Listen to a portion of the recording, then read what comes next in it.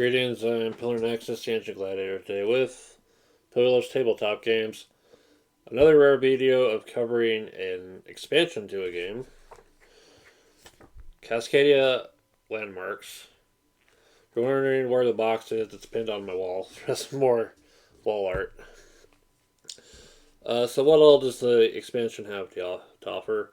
More tiles, more starting habitats to allow for up to 6 players to play, including the little score sheet pad to that end. Special keystone tiles that have 3 habitats. More wildlife tokens.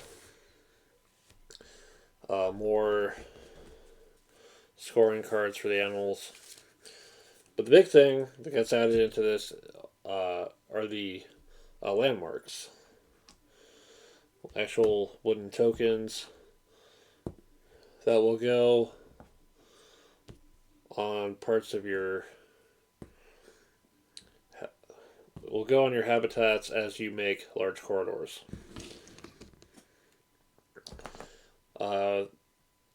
If it's been a while since you've seen the Cascadia video and you're trying to remember how to play, basically everyone will start with their habitat. There'll be a number of tiles for the game based on the number of players. There'll be pairs of wildlife and habitat tiles, and then players in order will take a set and add them to their habitat.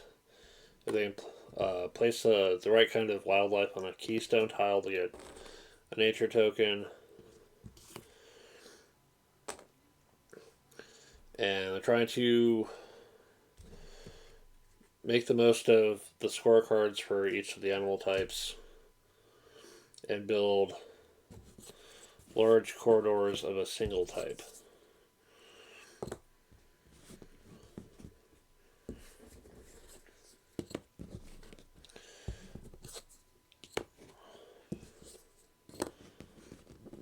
And having the most points wins. So how does landmarks come into this?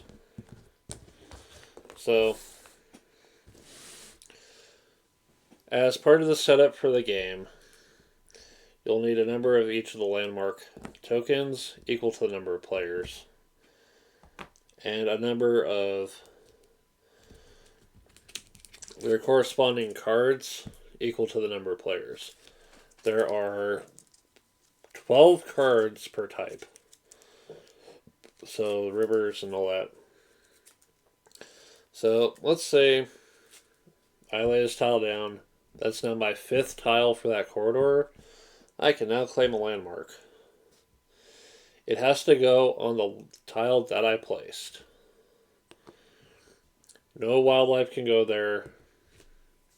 If it was a keystone tile, I don't get anything for it. Whatever cards are out there, I can pick one of them, and at the end game scoring, I will apply that effect. Some will be based on wildlife. Some will be affecting the corridors values.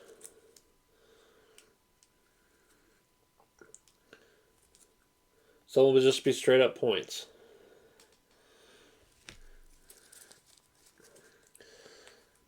Yeah, with 12 cards per type, it means a lot more replayability and a lot more tricky score shenanigans that can be pulled off.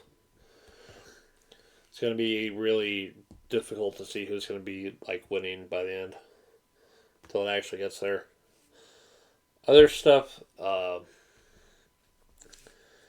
there's faster play rules where, as part of the setup, each player is going to have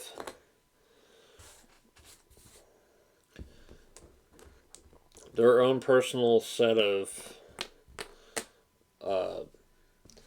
pairs of wildlife and habitat tiles. So in very specific order: bear, elk, salmon, hawk, fox. Something you can do is use the nature tile and swap to the wildlife. But after you take your turn, uh, you'll be able to decide if you want to take a bonus action, and take one of the pairs and assign them to your habitat.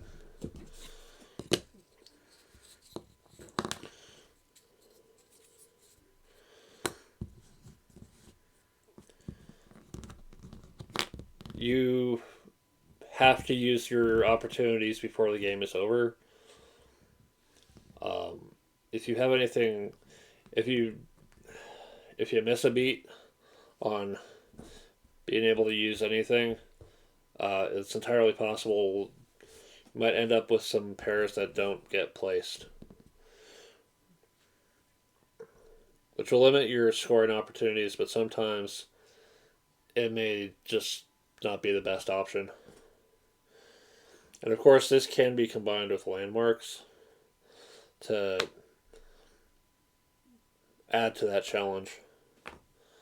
Speaking of which, continuing the tradition from the base game, there are more challenges to take on, solo or normal game.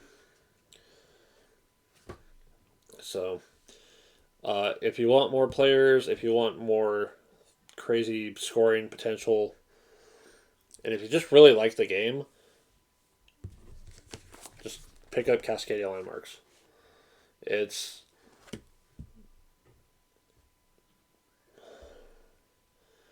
an interesting addition because especially some of the new animals are really curious. The grizzly bear that's got to be next to no other bears, and there has to be some kind of opening. Nothing here. Yeah. If you already like the game, here's more stuff to make it even cooler. Alright. Thanks for watching. We'll see you later.